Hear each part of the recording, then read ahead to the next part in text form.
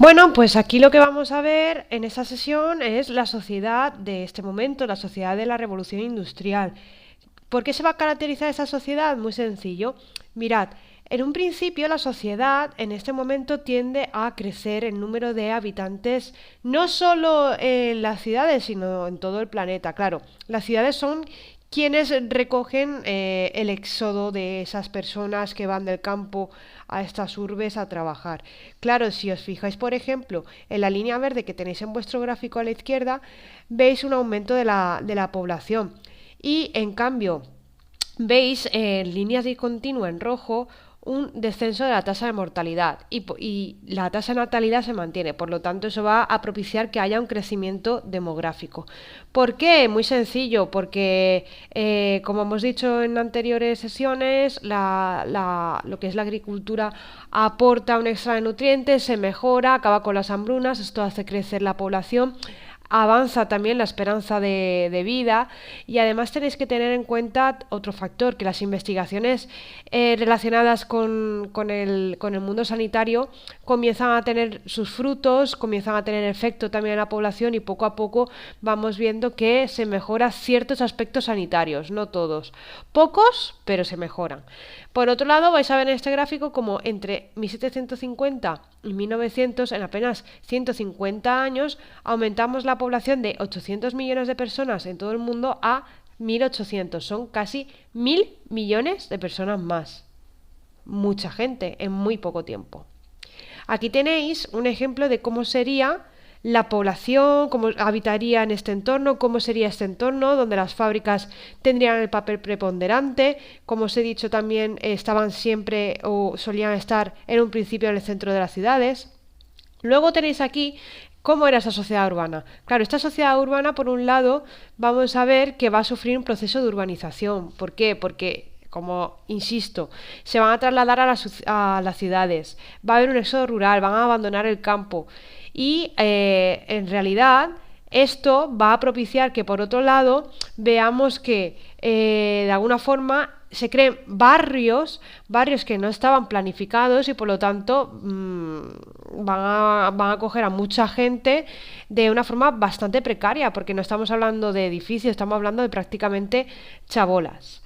Claro, la gente al no tener espacio para vivir se empiezan a construir los ensanches de las ciudades. Un ejemplo nuestro sería el ensanche de Ruzafa, la zona de Cánovas, etcétera, etcétera. La zona de Mercado Colón también, por ejemplo.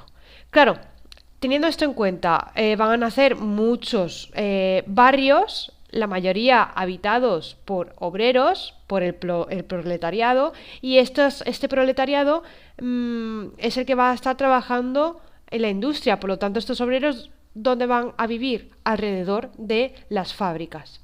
Claro, vamos a ver que existen grandes diferencias en cuanto al servicio, porque no son lo mismo la gente que vive en estos ensanches planificados, que tienen calles, que son edificios, que la vivienda es apta, es habitable.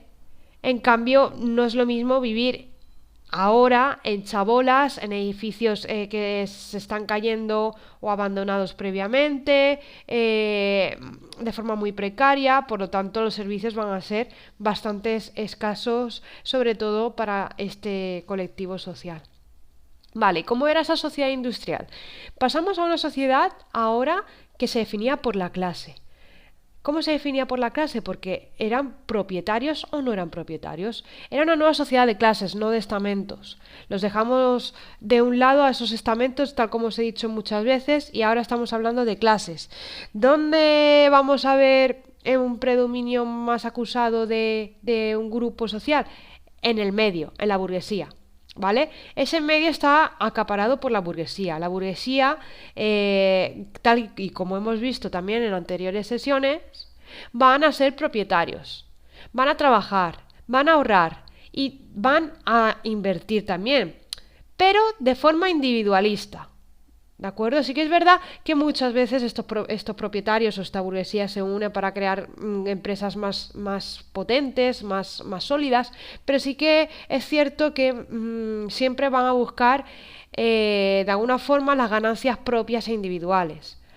Claro, ¿qué va a pasar? Que la clase inmediatamente inferior a esa burguesía, que es proletariado, es la que va a trabajar para esa burguesía, es la fuerza de trabajo, es la que va a producir y es la que va a producir bajo una rígida disciplina laboral, bajo muchísimas horas de trabajo, bajo condiciones que muchas veces van a verse incluso perjudicadas y van a temer incluso por la vida propia. Hay mucha gente que muere trabajando en accidentes laborales, antes no regulados y antes no especificados en los códigos legales tampoco. Claro, esta clase media, por encima de este proletariado, vamos a ver que no tiene grandes capitales, no tiene mucho dinero. Sí que es verdad que tampoco trabajan en trabajos manuales y son gente que se suelen dedicar pues a profesiones liberales. Una profesión liberal, por ejemplo, podrían ser médicos, notarios, podrían ser comerciantes, funcionarios, gente que trabajaba para el Estado, para la ciudad, etcétera. Claro, dentro de esa burbuja, ¿no? de capas sociales o de clases sociales, vamos a ver que el papel de la mujer es determinante en la industrialización. ¿Por qué? Muy sencillo. Vais a ver que hay una clara diferenciación social por géneros, en el que las mujeres, si trabajan, van a hacer trabajos más relacionados con labores domésticas o en las fábricas, tal y como tenéis en la imagen, relacionados con la industria textil. La vida pública, vamos a ver que las mujeres no estaban en las calles, eran los hombres que estaban en las calles los que hacían esa vida pública, ya que las mujeres se van a ceñir a esa esfera doméstica, van a salir de trabajar incluso aquellas que trabajaban en la fábrica y se van a ir directamente a su casa para seguir trabajando en labores domésticas propias de sus viviendas. Claro, ¿cuál es el destino natural de la mujer cuando nace? Primero casarse y luego cuidar de su familia. También os digo, no lo mismo la mujer burguesa o la mujer rica que la mujer que trabaja o que es proletaria en unas condiciones pésimas. ¿De acuerdo? Aquí tenéis, por ejemplo, un texto que os habla de lo que, o de la visión de la mujer en el año 1889, publicado en La Vanguardia, un periódico que existe hoy en día también, y dice así, dice, en sí misma la mujer no es como el hombre, un ser completo. Vale, ahí ya tenemos la primera idea machista.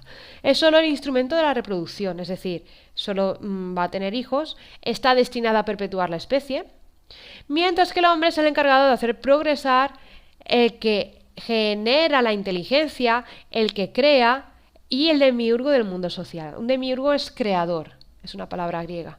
Por lo tanto, ya veis que hasta hace apenas unos 100 años el papel de la mujer era residual y eran vistas como algo menos que un animal que se dedica a procrear y a perpetuar la especie y a cuidar de que esa especie pues prosiga en su andanza. Claro, aquí tenéis que tener en cuenta una cosa muy importante y es que con la revolución industrial el cambio económico va a ser importante y por tanto vamos a ver nuevas ideas asociadas al liberalismo, ¿vale? Ahora sí que podemos hablar de esto, asociadas al liberalismo que es el capitalismo. ¿En qué se va a basar? El capitalismo como el liberalismo, en la propiedad privada, en la libertad de empresa. Es una teoría, tal como recoge aquí, formulada por Adam Smith, ¿vale? ¿Qué busca? Primero, la prosperidad general. Pero ¿cómo se va a alcanzar esa prosperidad general, es decir, esa prosperidad en la sociedad? A través del enriquecimiento individual. Vale, el mercado se va a ver ahora como una mano invisible, es decir, el Estado no va a intervenir en el mercado.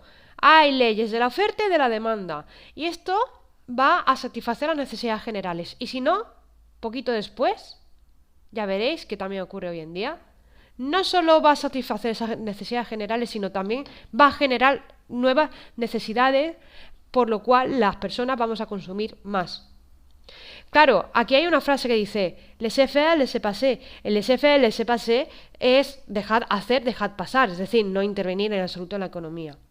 ¿Qué va a pasar también? Va a exaltar la acumulación de capital en búsqueda del beneficio limitado. Siempre, cuanto más, mejor.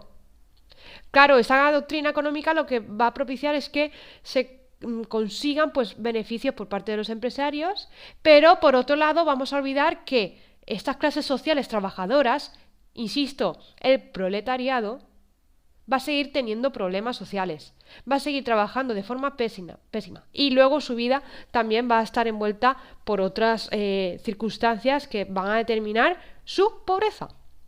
Vale, ¿qué os pido en esta parte del tema? Leer el texto y explicar cuáles eran las condiciones de las trabajadoras de las fábricas, incluyendo a los niños.